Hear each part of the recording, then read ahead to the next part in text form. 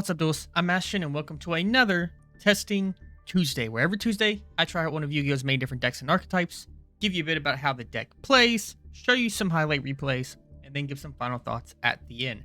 This time we're going to an old favorite of mine, Blackwings. Now, fun story about me and Blackwings.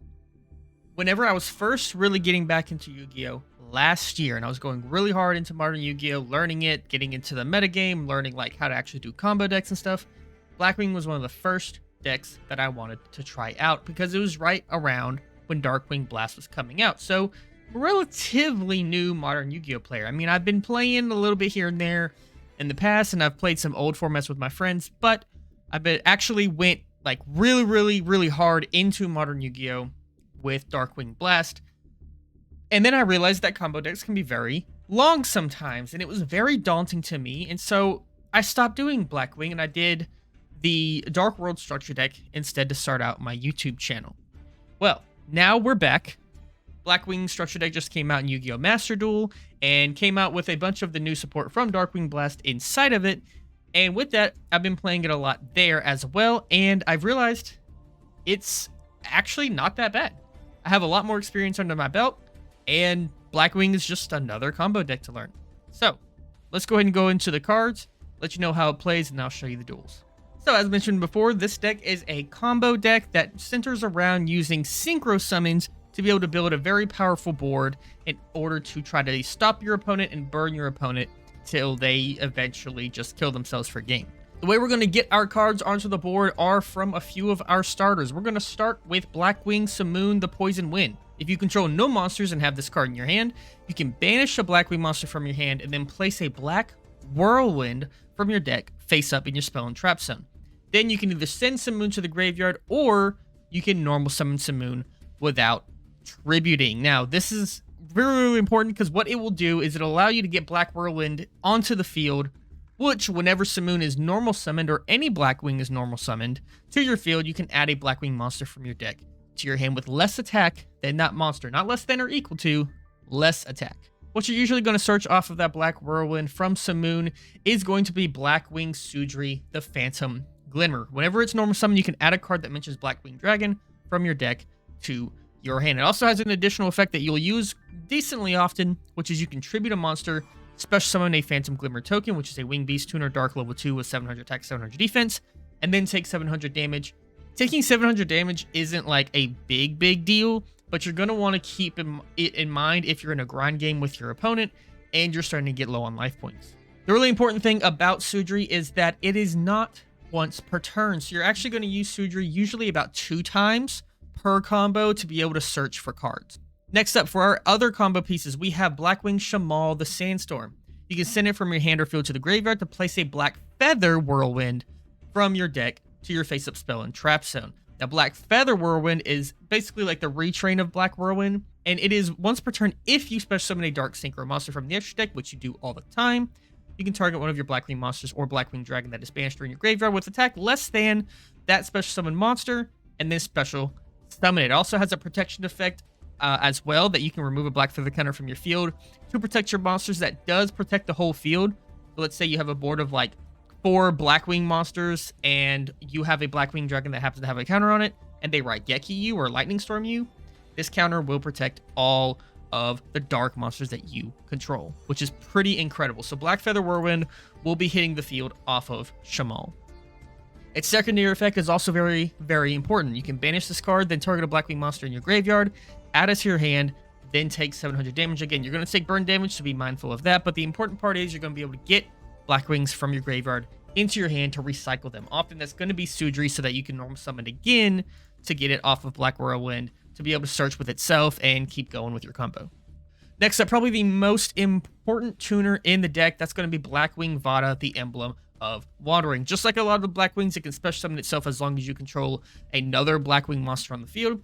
And then, once per turn, during your main phase, you can send this card to the graveyard along with 1 or more non-tuner Blackwing monsters from deck, so that both of them equal up to 8, and then special summon a Blackwing Dragon from your extra deck. So, this card's going to be very important. We're going to loop it a few times during our combo, get our Blackwing Dragons out into the field so that we can build up to stronger and stronger synchros. Lastly, let's go ahead and talk about the 1-ofs. This deck plays a fair amount of 1-ofs, which is kind of unfortunate. It means that quite often you're going to end up with one in your hand that you might not want to see.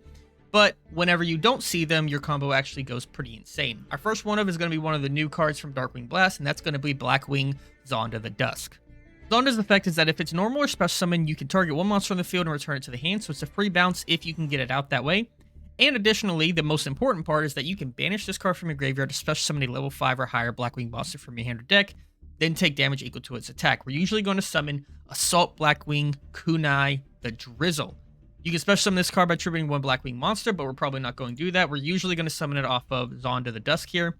And when we do that, once per turn, I'm going to target a Synchro monster you control and declare any number from 1 to 8, and it becomes that level until the end of this turn. So we're going to use that to usually put a Tuner Synchro to level 5, put Kunai's already level 5, and then go into a Synchro 10. Next up, one of the most important 1-ofs in the deck is Blackwing Zephyros the Elite. Pretty incredible card. It's using things that also just aren't even Blackwing decks. I'm pretty sure I ran it in my first ever YouTube video, Dark World, the Dark World Testing Tuesday. So if you want to go check that out, you can see it there. But essentially, if this card is in your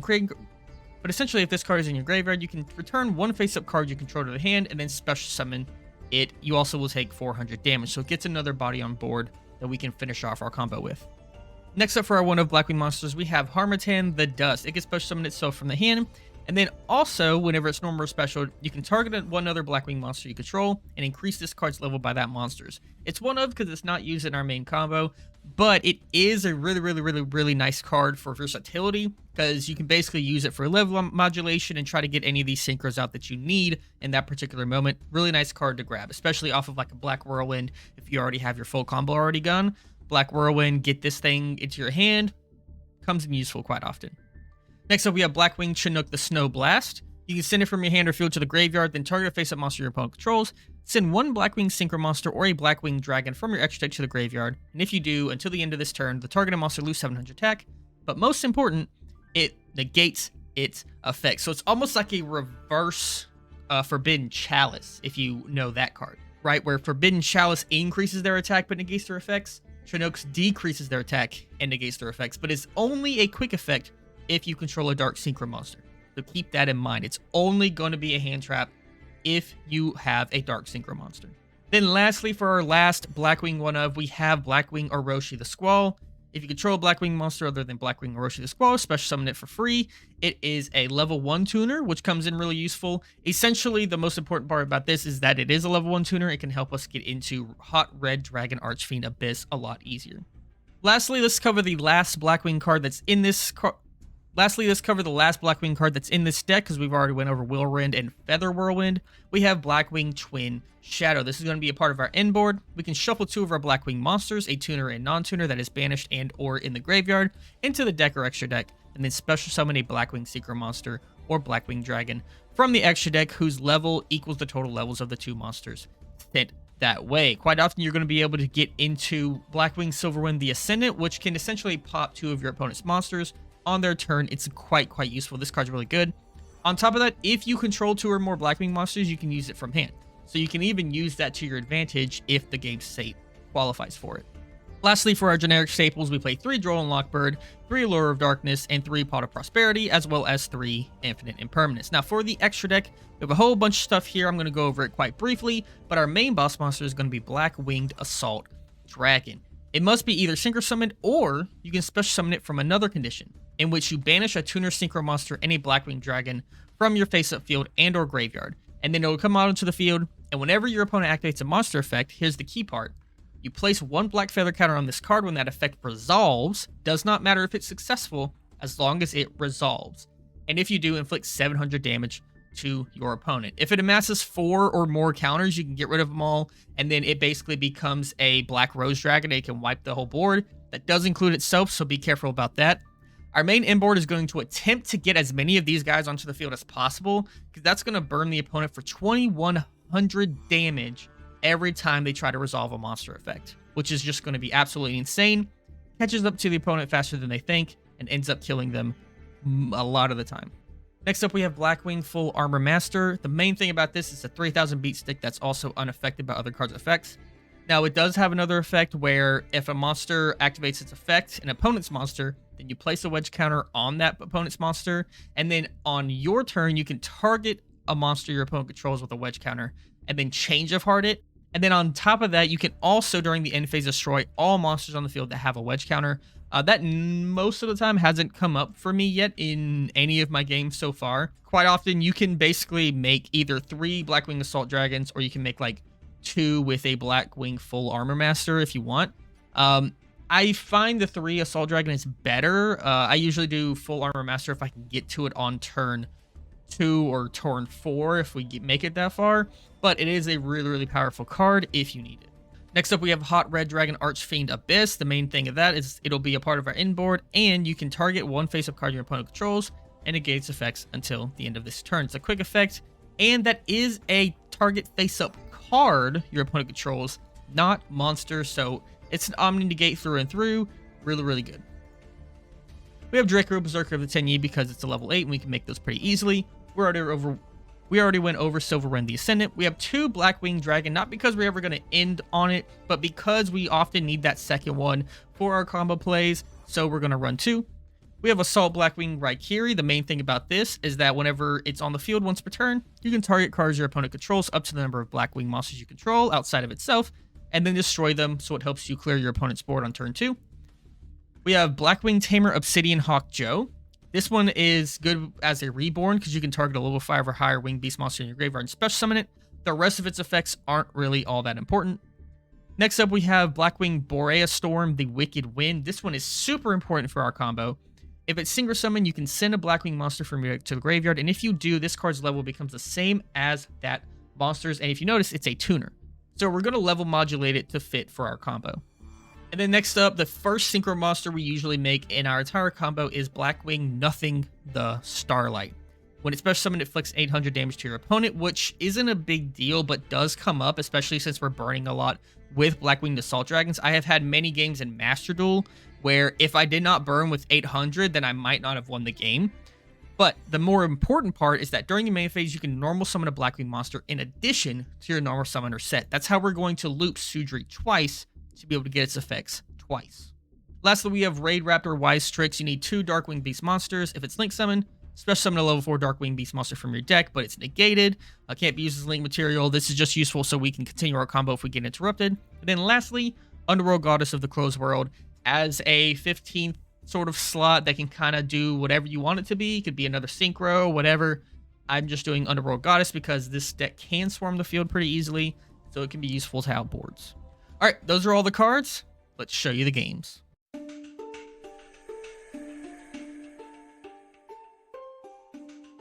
All right, game 1 is going to be against Magical Musket. We open Shamal, Vada, Ash, Blackfeather Whirlwind, and Vada. So we actually do have a line here that we can play with Vada and Shamal. Let's see how we do. We're going to activate Shamal, sending it to the graveyard to place Blackfeather Whirlwind from our deck. This is also why I play 2 specifically, is because sometimes I do end up with the 1 in hand, and I really want to get rid of Shamal from my hand, so I go ahead and play 2 so I can place 1 from deck. Then we're going to normal summon Vada. Doesn't happen often, but it can. We're going to activate its effect. We're going to send our Chinook and our Zephyros to the graveyard to special summon Blackwing Dragon from the extra deck.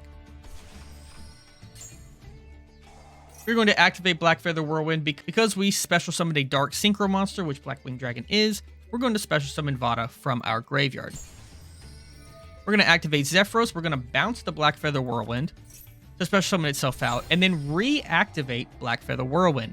Blackfeather Whirlwind's effect is once per turn, but it's not a hard once per turn. It is a soft once per turn. So whenever we bounce it with Zephyros and then reactivate it, it can now do that effect once more. We are going to synchro off Zephyros and Vada into Borea Storm, the Wicked Wind, activate its effect to dump a card and change its level, and then we are also going to chain Samal at that point in time so that we can get our Chinook, the Snow Blast, to our hand as a hand trap.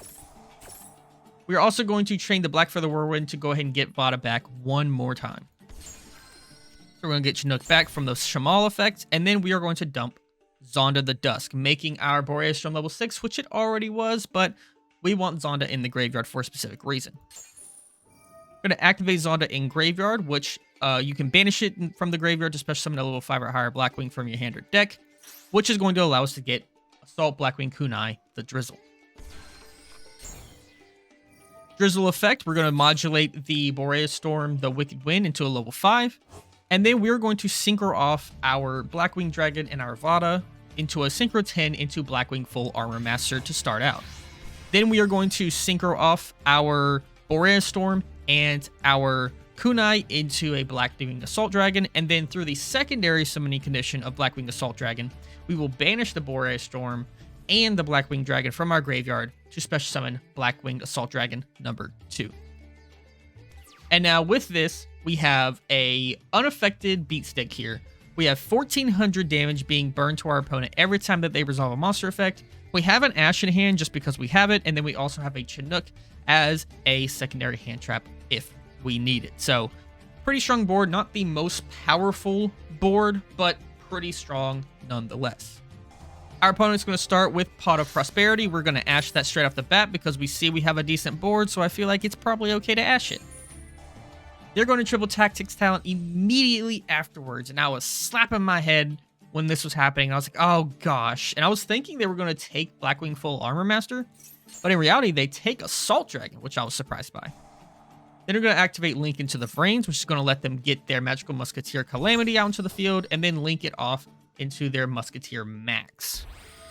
Max effect is going to allow them to get out their Musketeer Caspar, and then they're going to link off into a Soldier of Chaos. They're going to enter battle phase, they're going to hit into the Assault Dragon, but because it does have one counter on it, because it burned the opponent after Musketeer resolved, then Blackfeather Whirlwind is going to allow us to remove that Blackfeather counter and then save it from destruction. They're going to surrender immediately after that, realize they used all their resources. They did a misplay. I don't know how Musketeer works, but if you do and you can see where they misplayed, let me know down below. But they weren't going to beat my board. We had plenty on the crackback to be able to win that game. All right, game 2, Blackwing versus Illusionist King of Mythical Beasts, I guess. These are the new cards that have just come out in Yu-Gi-Oh! Have been announced in the OCG. I have no idea when we're going to get them in the TCG, but it is a brand new type of monster, the first since Cybers way back. And so, I mean, I'm not really familiar with how the deck works. They are coded into Yu-Gi-Oh! Mega. So here we go. We open with Simoon, Ash, Zephyros, Vada, and Twin Shadow. And this is one of those games where, for example, we got the Zephyros, so we're going to have to be creative with this Vada because we can't send from hand with Vada. It'd be really great if we could. So this Zephyros is going to just kind of be here for a while. We're going to start with Simoon. We're going to go ahead and banish the Zephyros. It's good fodder for it since we drew it. We're going to place that Black Whirlwind and then normal summon Simoon, search our Sudri. We're going to normal summon Sudri. We're going to chain link 1 Black Whirlwind, chain link 2 Sudri. Now, usually you're going to want to chain link 1 Sudri, chain link 2 Black Whirlwind, just because the Sudri search in this situation is more important. But I just mistimed the chain links. But it's okay. We're not going to get ashed or anything like that, so never punished. We're going to search the Shamal off of the Sudri, and then from the Black Whirlwind, we're going to grab Orochi early. We're going to get Shamal. We're going to place a Blackfeather Whirlwind. Then we're going to special summon the Vada, activate its effect, sending a level 4 and then Chinook to special summon Blackwing Dragon. Blackfeather Whirlwind effect, we're going to go ahead and bring Vada back. And then Sudri's effect, we are going to tribute our Simoon for a level 2 tuner token. We're going to synchro off into nothing, burn the opponent, and then Shamal in the grave in order to get Sudri back to our hand. Then additional normal summon, we're going to bring out Sudri and then search one more time. Black Whirlwind, we're going to search off Vada. And then we're going to get a second Twin Shadow right there. We're going to synchro off Sudri and Vada onto the field for a Boreas Storm. Boreas Storm, we're going to pitch the Shamal to make it level 4. And then we're going to synchro Nothing and Boreas Storm into a Blackwing Assault Dragon. Then with the secondary effect, we're going to banish the Blackwing Dragon that was on the field and Boreas Storm for another Blackwing Assault Dragon. We're going to set our Twin Shadow. We end up setting both, which is also a misplay. Because Twin Shadow, you can only activate one per turn. You might as well just hold on to the other one. There's no point in me setting two. It just gets hard punished by Harpy's Feather Duster. So if you play this deck, don't do that. Black Whirlwind will go to the graveyard because it was placed onto the field by the effect of Simoon, which at the end phase, it gets sent to the graveyard and you take 1,000. All right, so we have Illusionist, Dark Magician. We're going to Ash its effect. We don't want them to do anything fancy. And as you can see, we negated that effect, but it still resolves, and so they still get burned for 14 here. They're going to use Fusion Reinforcement. That's going to allow them to reveal Chimera the Illusion Magical Beast, which as you can see is an Illusion type card. And they're going to get Chimera the Flying Mythical Beast. I promise you. Never in a million years did I think I was ever going to face Chimera the Flying Mythical Beast in any Yu-Gi-Oh format, let alone modern 2023 Yu-Gi-Oh, but they made Illusionist a type and they centered it around Chimera the Flying Mythical Beast and Gazelle, so here we are. They're going to special out Mirror Swordsman, one of the other new cards. That's going to allow them to get Baphomet the Great Wings, another new card, which is going to allow them to get, which is going to allow them to add a level 4 Beast Monster and or Chimera Fusion from deck to hand. On that, I see they have 2 monsters, so I'm going to go ahead and use Twin Shadow. We're going to shuffle cards back to get 8, and then get Silverwind the Ascendant to pop 2 cards. Silverwind's going to activate its effect. We're going to also Shamal here. Black Feather Whirlwind, we're going to do a whole bunch of stuff. They're going to end up getting out Chimera the Phantom Beast King as a boss monster. And they're going to keep on comboing off. They have Nightmare Magician in hand. All sorts of crazy stuff. We're going to burn them every time they do a monster effect. They're finally going to get out their big boss monster, Chimera the Illusion Beast. But there's something lucky for us here. If you read Chimera the Illusion Beast, this card can make attacks on monsters each battle phase up to the number of fusion materials used for a summon. Okay, whatever. If this card battles a monster, neither monster can be destroyed by that battle. If this card battled an opponent's monster, at the end of the damage step, you can change that opponent's monster's attack to 0 and also negate its effects. What they're going to end up doing is they're going to attack my Zephyros. I'm going to protect. Then they're going to attack my Black-Winged Assault Dragon and then activate its effect. They're at 200 life points. They don't have to. It's a you can. It's not mandatory. But they're going to do so. And then they're going to take 700 and they're just going to kill themselves. I don't know. If they wouldn't have done that, there's not a lot they could have done. They could kill both of my Blackwing Assault Dragons, but I still have... I would still have plays to be able to attack at least into this 2100 for the crackback and get the kill because they only had 200 life points. So...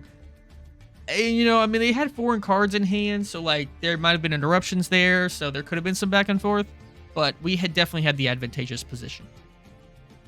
All right, our final game here, Game 3, we are playing against Utopia. We opened Simoon, Zephyros, Pot of Prosperity, Zonda, and Infinite Impermanence. They're going to go first. They're going to play Onomatopyra, whatever the heck that is. They're going to be able to do their combo. They're going to create... I believe they're going to go into Utopia Double and activate that effect. We're going to choose to imperm that, which would stop their combo for a good bit. They're going to Utopia over into Utopia the Lightning, which is a decently threatening card, but we're not super worried about it. They don't have any negates. They would need hand traps to stop our combo, so we feel pretty good about our well-timed imperm here. We draw Drow and Lockbird, and then we're going to start our plays. We're going to Simoon, banish our Zonda. Get Black Whirlwind, normal summon Simoon, search our Sudri, and then I guess they probably just didn't know what Blackwings did, or I don't know if they just didn't really fully read Simoon, but they're going to imperm Simoon, so, I mean, never punished once more. Normal summon Sudri. Effect, Chainlink 1-2. We're going to get Vada off of the Whirlwind, going to get Shamal off of the Sudri. Shamal effect, place Black Feather Whirlwind. Vada, special summon off of its own effect. And then effect of Vada, we're going to send our level 4 monster, and then Chinook, which is level 2, to make Blackwing Dragon. Black Feather Whirlwind effect, we're going to get Vada back. Sudri effect, we're going to tribute Simoon for a token. We're going to tribute those off into nothing. Burn for 800, then we're going to Shamal effect to get Sudri back. Additional normal summon Sudri. Effect to search, Black Feather Whirlwind Chainlink 2. Off of that, we're going to get a Roshi, and then off of Sudri, we're going to get Twin Shadow. We're going to link, or not link, I keep wanting to say link. We're going to Synchro off into Boreas Storm. Boreas Storm effect, we're going to pitch Shamal, make it level 4, Synchro those into a Blackwing Assault Dragon, and then we're going to banish the Blackwing Dragon and the Boreas Storm for another Assault Dragon. We're going to enter battle phase here. We're going to attack into the Arm Sage.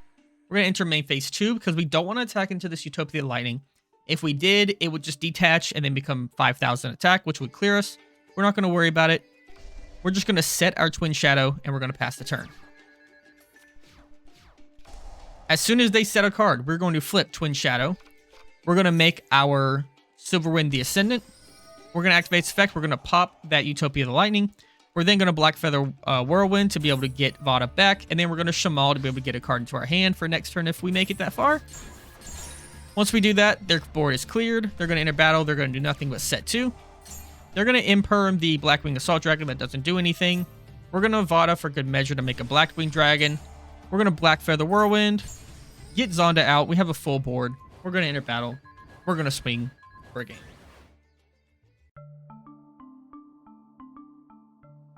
So that's the deck. Gotta say, I had a lot of fun with this one. There's something about this deck where, with decent enough hands, it's really, really fun to be able to play through interactions. It takes a while to really learn it. This deck is sort of complicated in its combo lines because you are level modulating. You are having different combo lines depending on which pieces that you have. A lot of them run through the same cards, but like you don't always have Kunai. You don't always want Zonda, for example, right? You have lines that's just for Sudri. You have lines for just Samoon. You have to kind of pick and choose which ones you want to do in that particular moment. You don't always need Orochi. You don't always need Harmattan, right? But that also means that when you do have these various hands, there's a lot of fun and a lot of different stuff that you can make and go with it. You can really stretch, you know, your hands depending on the interaction that you get to create whatever boards you think are the best. Like I've often had times where I'm like, do I want a Blackwing Assault Dragon or do I want a full Armor Master? Do I want Silverwind the Ascendant or something, or do I want Draco Berserker, right? I've had moments like that, and it's pretty fun to just make that decision making. I think if you're going to jump into this deck, give it some time to learn those combos. Give it some time to do some extensive testing so you can see sort of how the playstyle goes, how you play around interruptions, how you make different boards. But I ended up really liking it, and I'm running it in Master Duel right now since it just came out there and having an absolute blast. At first, I was like, I don't get it. This is difficult. I'm getting inconsistent hands. But now that I've learned it a bit, I'm having a whole lot of fun. And having Blackwinged Assault Dragon be basically a tax dragon on a 3200 body that can also protect itself if you have Black Feather Whirlwind on the board is kind of just fun. Like it is an interesting way to build the deck that is still really powerful without just being like, let's just slap an Omni Negate on it, right? Really fun deck, really incredible. If you like combo decks, or even if you have nostalgia for Blackwings way back in the day, highly recommend this deck. It was super fun to play. So guys, make sure you hit the subscribe button if you enjoyed this episode. Hit the like button so I know that you like this content, and comment down below what you think about the Blackwing strategy. Did you know it from the past? Have you played the modern version of it? Are you interested in playing it? And let me know any other decks that you want me to try out in the comments section below. Until then, I'll see you guys on the next Testing Tuesday.